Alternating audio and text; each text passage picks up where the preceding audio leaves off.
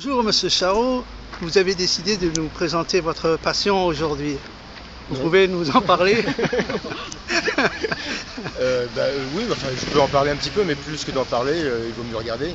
Bien sûr. Et vous êtes de la région, c'est ça? J'ai vécu 20 ans à Draguignan. Ouais. Faut D'accord. que je regarde où, ici ou là? Sur la cam, sur la. C'est très gênant. Là, Tout il y a à une fait. lumière, Ouais, voilà. Excusez-moi. Ouais. Ça va. J'ai vécu 20 ans à Draguignan, c'est vrai, donc c'est un petit peu un retour au pays. D'accord.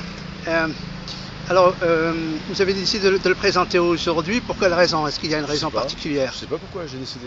Non, c'est parce que c'est mon métier et que je fais ça un peu partout en France, là où on m'appelle. Et il se trouve qu'on m'a appelé à Draguignan pour le faire, en l'occurrence dans le cadre des Journées du patrimoine. D'accord.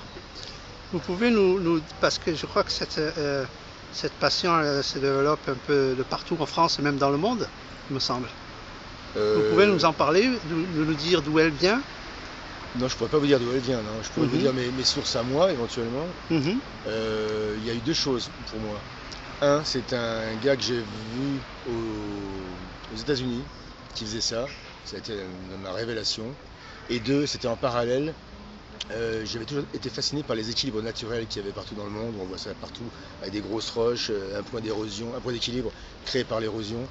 Et ces deux choses conjuguées, au présent, à n'importe, on s'en fout, on fait que je m'y suis mis, excusez-moi, Je vous en prie. je m'y suis mis un jour, par hasard et par hasard, et boum, et ça a fonctionné tout de suite, voilà. Et du coup je n'ai pas arrêté, voilà. Très bien.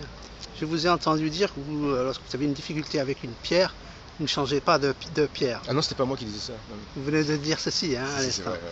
Peut-être qu'il y a peut-être qu'il y a un message philosophique là, derrière tout ça. J'irai peut-être pas si loin, mais je crois que c'est une belle école de la vie, ça c'est sûr. De toute façon, c'est une forme de philosophie, oui.